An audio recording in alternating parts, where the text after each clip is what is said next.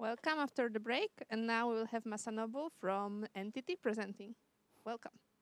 Thank you.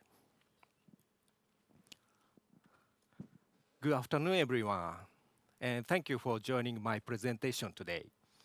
In this session, I'll introduce our network automation efforts, focusing on how we leverage Cisco NSO to automate and optimize next-generation optical infrastructure. Here's the agenda. First, our approach to network automation, covering key initiatives, multi-orchestrator development, IOWN-based distributed data center automation, and network control using Cisco NSO. Second, why we use Cisco NSO, its architecture and our development methodology. Third, wavelength control using NSO. I'll briefly explain APN, the All-Photonics Network, an optical network using wavelength division multiplexing, followed by shared and dedicated wavelength path operations. Finally, I'll conclude with a short summary. Let's get started.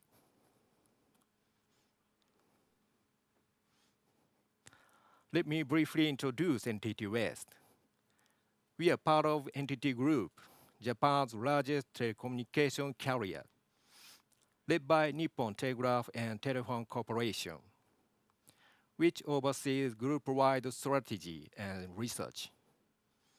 NTT West operates in the regional communications business, delivering intra-prefectural network services in Western Japan. Our main offerings include Flex Hikari and the Hikari collaboration model, providing high-speed broadband to local communities. We play a key role in supporting Japan's digital infrastructure as part of NTT's broader mission to build a smarter, more connected society.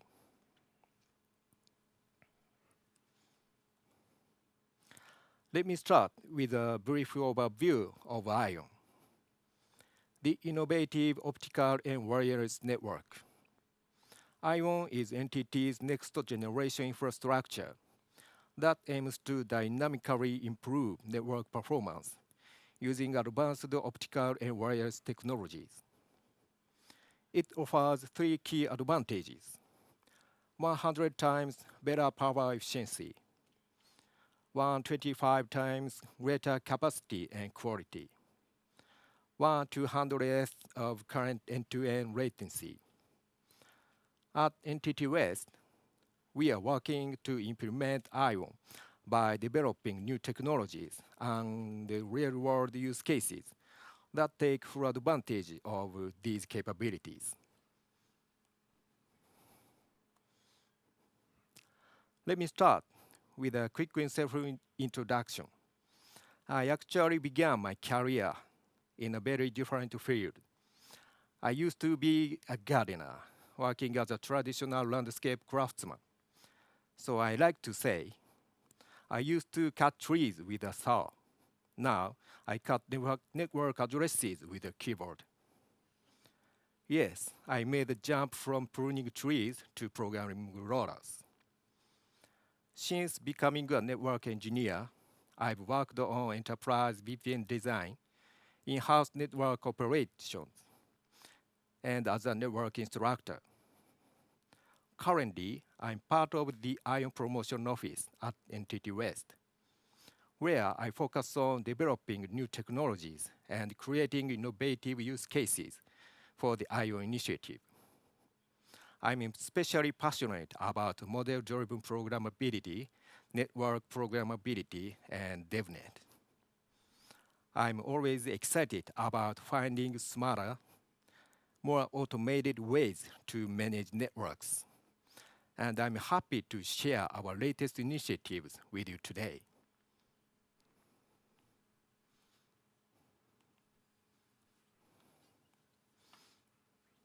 In this slide, I'll introduce our automation efforts as part of the IOWN initiative. IOWN aims to deliver end-to-end services by orchestrating and optimizing various ICT resources, through a multi-orchestrator architecture. Each orchestrator interacts with different system layers via APIs to controllers and databases. At Entity West IOWN Promotion Office, we define three key function groups.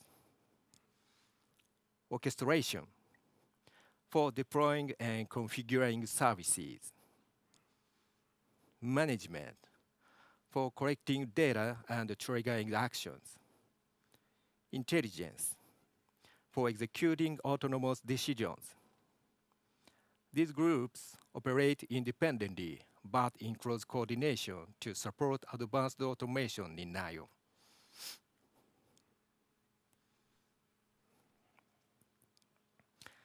In this slide, I'll explain the benefits of using a microservices approach for our controller development.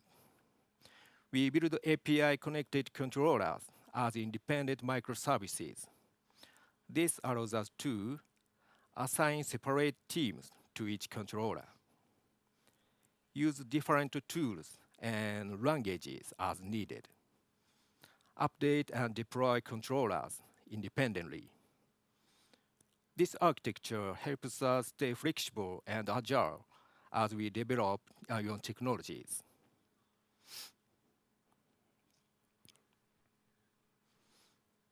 This slide introduces our automation efforts for distributed data centers using IOWN technologies. First, a quick note on APN, or All-Photonics Network, a key part of IOWN. APN uses optical technology and wavelength division multiplexing, WDM, to provide dedicated optical path end-to-end. This enables ultra-low power, high capacity, and low latency. In a test environment, we combined the audio path in APN with VXLAN APN Multi-site to create a distributed DC architecture that integrates optical and IP layers. We monitor power usage, CPU memory load, and network bandwidth, and use this data along these user requirements to explore optimization using algorithm and AI. This setup helps us access the feasibility of IOWN-based automation in real-world conditions.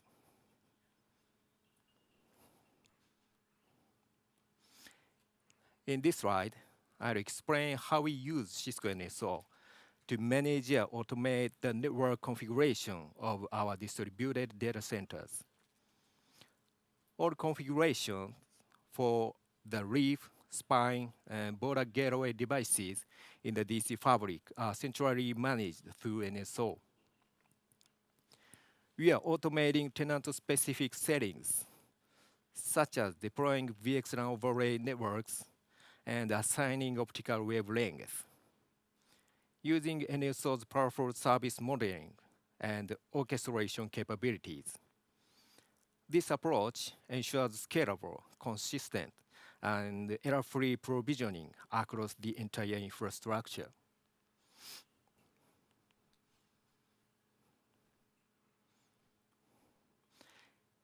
In this slide, I'll explain why NSO is ideal for network management in IOWN. NSO uses a module-based architecture for both northbound APIs and southbound NEDs, offering several benefits. For the northbound APIs, automatic generation of diverse APIs, abstraction of network services from device configurations. For the southbound NEDs, multi-vendor support, guaranteed transactional consistency. This model-driven approach enables scalable, automated, and flexible network management.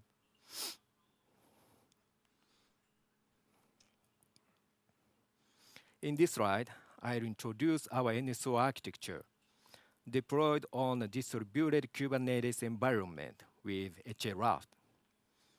By using Kubernetes and Raft, we achieve resilience, automatic recovery in case of node failure, efficient resource management, optimized use of resources across the system, simplified management.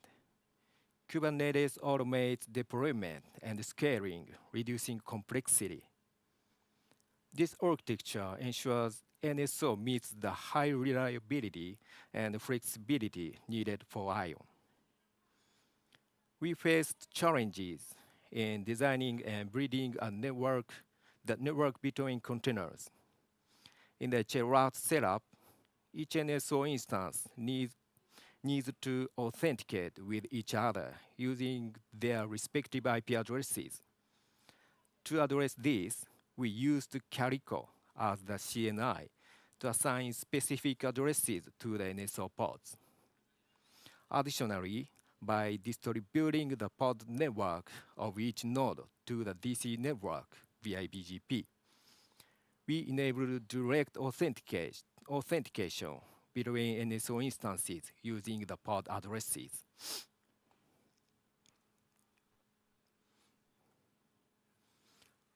In this slide, I will explain our development methodology for deploying NSO on Kubernetes using service models, XML templates, and CI/CD pipelines. Here's the process we follow. 1. Deployment. Developers create service models and XML templates for NSO. 2. Push to GitLab. The code is pushed to GitLab, and merge request is created. Commit and pipeline. Once the commit is made, the CI/CD pipeline is triggered. 4. Build container. The NSO container is built and pushed to the container registry. 5. Deployment. The built NSO container is then deployed to the Kubernetes cluster in sequence. This process ensures that deployment of NSO is automated, efficient, and consistent across environments.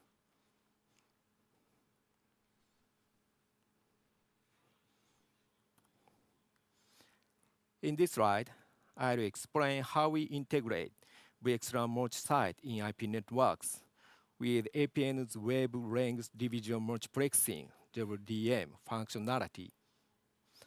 By mapping specific VXLAN traffic, VNID, to particular wavelength or ODU path, we can control the flow of traffic. For example, green VNID traffic will follow the green ODU path,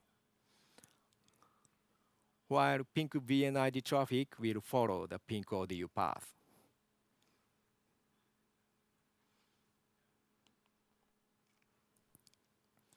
In this slide, I will introduce the shared APN type, where multiple VXLAN traffic flows are carried over a single ODU path.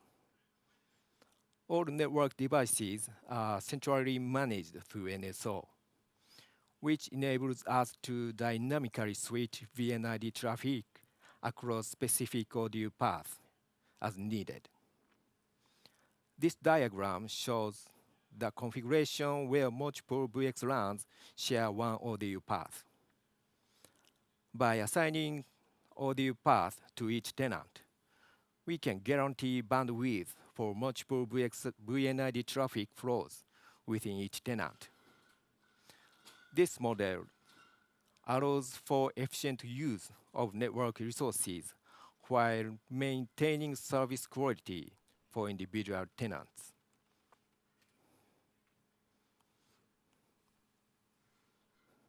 In this slide, I will introduce the dedicated APN type, where one VXLAN traffic flow is mapped to a single ODU path. This diagram shows the architecture in which each ODU path exclusively carries specific VXLAN. By providing by providing dedicated audio path for each type of communication. For example, storage to storage traffic or GPU to GPU communication. We can secure guaranteed bandwidth for each individual communication flow. This model is especially effective for applications that require high reliability and consistent performance.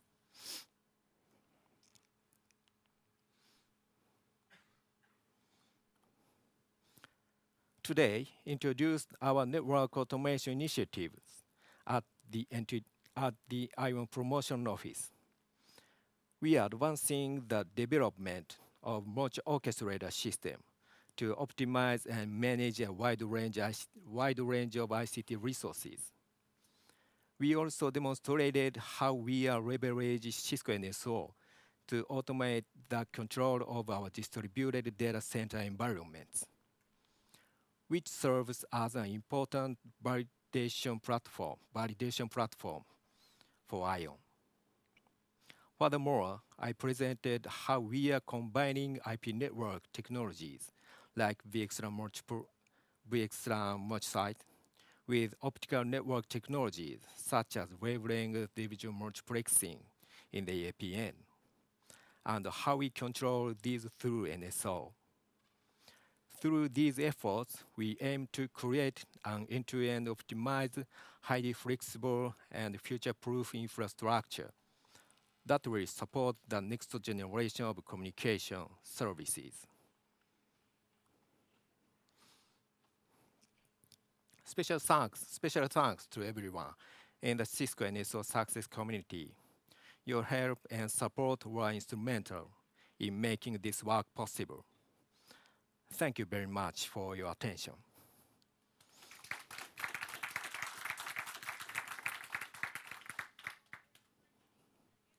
Have any questions? How are you making the test in Kubernetes when you are making the deployment? And what kind of test? Test. Kubernetes に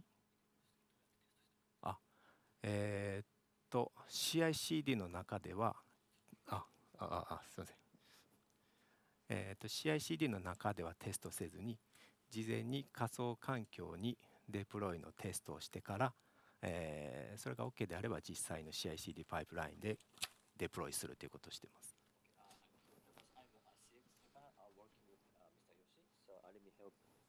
Him to answer the question. So first of all, thank you for asking questions. So his answer is he is not testing in the CI/CD pipeline, but he tests before, by using another VM, a virtual machine, to test. Then I integrated it in the CI/CD pipeline. So he's not testing inside the CI/CD pipeline. I hope that answers your question. I have one question more. If you have several instances of NSO, the several instances can have conflict or with the devices. So is the device only let me form better. One device can be in the different NSO instance.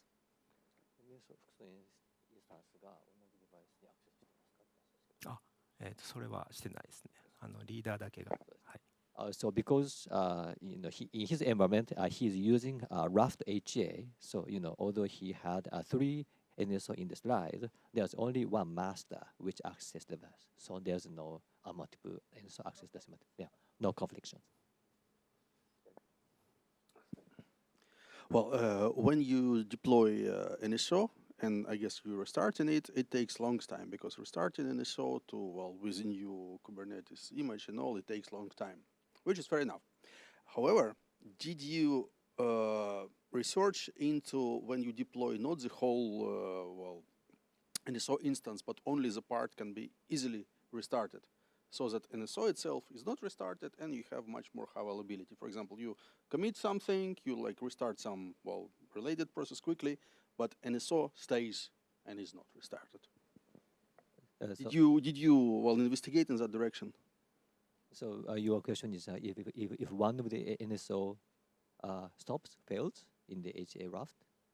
If NSO stops, it takes long time to bring it up. Well, when you deliver new image, right? Correct. However, it would be interesting to know if, well, you're not changing the code of NSO itself, right? You're changing your own code.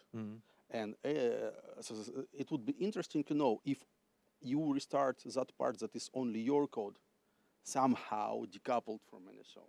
If it's possible at all, if you investigated that. So your question is how to update the code in the NSO cluster? No, not at all, not at all. Well, you say you have your code, which is part of NSO. Yes. You make a commit, you make a new image, you deploy it, you restart it. Restart takes a lot of time. That's fair enough. It's like it's baseline. Correct. So did you try to investigate some setup where you only when you somehow decouple your code from the big NSO, and NSO talks to your code, and when you have a new code, you only restart the smaller part, and NSO itself is continuing running without downtime. その NSO 立ち上げの時間かかるので、コードデプロイするときに全体リスタートするんじゃなくて、部分的にリスタートするとかそういう最適化をしてますか？リーダーを、アップデートするときに、アップデートする NSO をクラスターから外してアップデートして、でまたクラスターに入れて、こう順番に一つずつ、はい、リーダーとスレーブを入れ替えながら。So he's not decoupling code and NSO, but in the cluster, he separate one node out of the cluster, then update, then it, so he separate cluster. Okay. Thank you.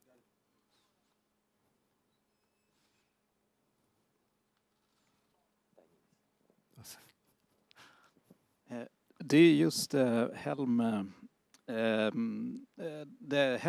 config from yesterday's speech in your Kubernetes setup for NSO?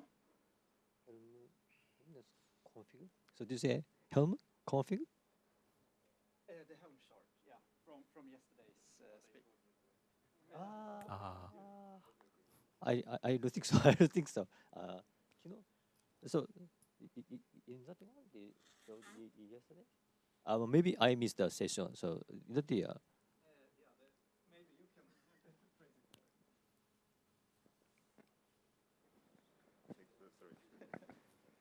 Right, the question is, do you use any things to manage the Kubernetes specification, like a Helm chart or any specific tools between the pipeline and Kubernetes cluster? How do you define what you deploy in Kubernetes cluster? Kubernetes ヘルムは使わずにキューブコントロールで、はい、GitLab ランナーが